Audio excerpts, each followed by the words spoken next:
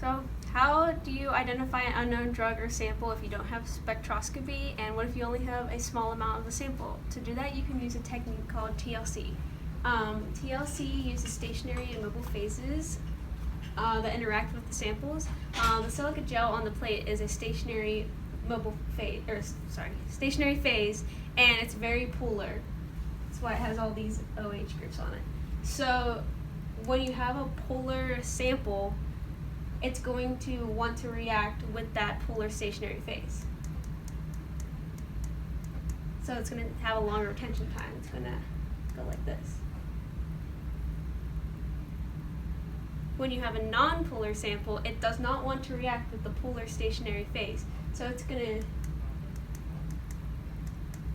go through much faster. So it's going to go farther up the plate compared to a polar sample that does not go far up the plate.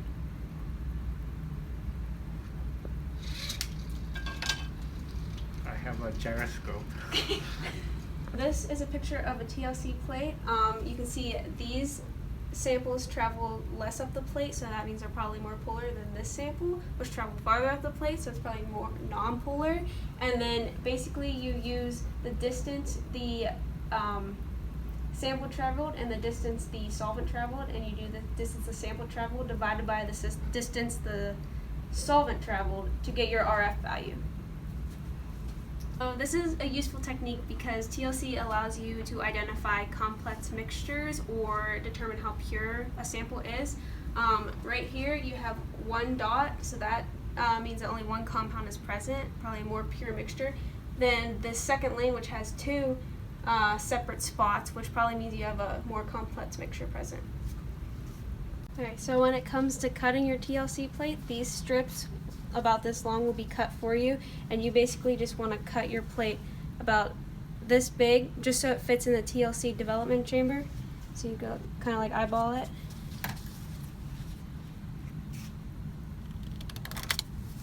And there you have a TLC plate.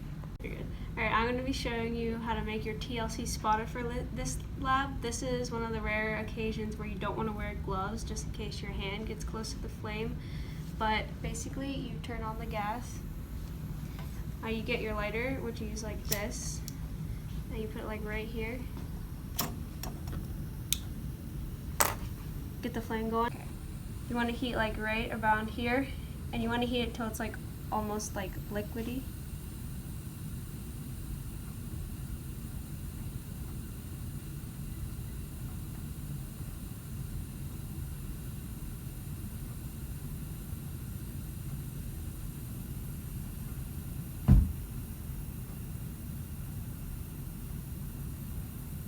Then without hesitation, you want to just...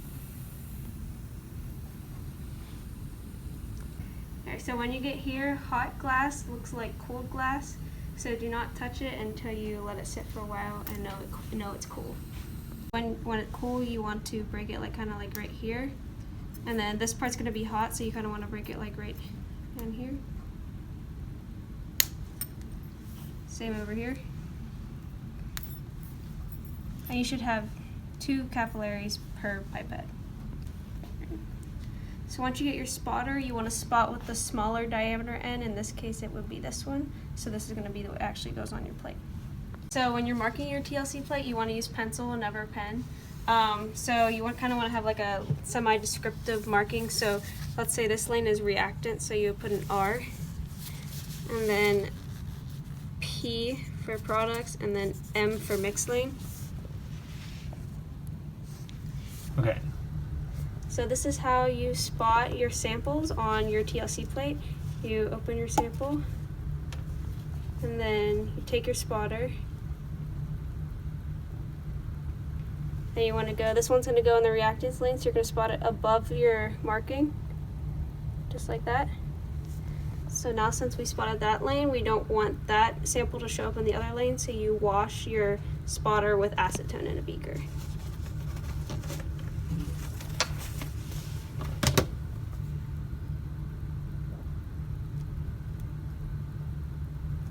Just like that.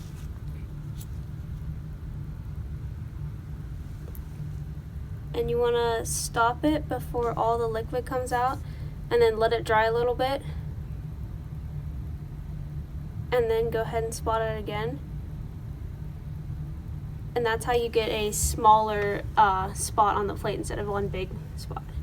For the mixture lane, you want to spot both samples on the same lane. So you do that again.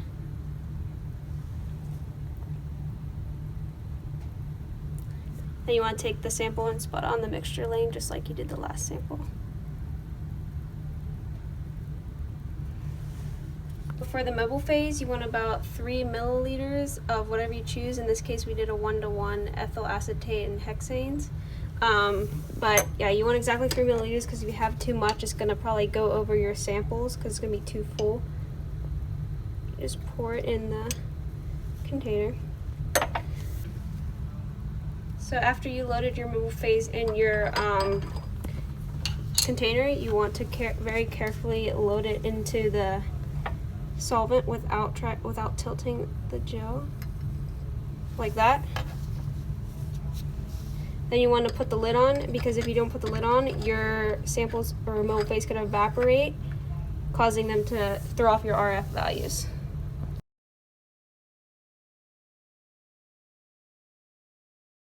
Alright.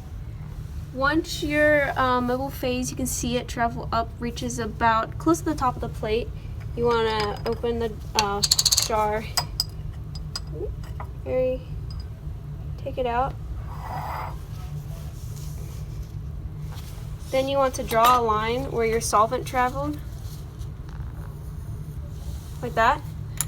That's important because that helps you calculate your RF values at the end. So after you're ready to analyze your plate, you just stick it underneath here, turn it on.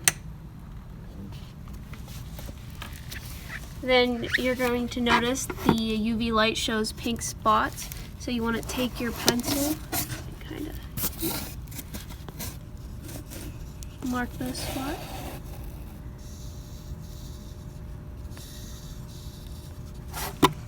Like that.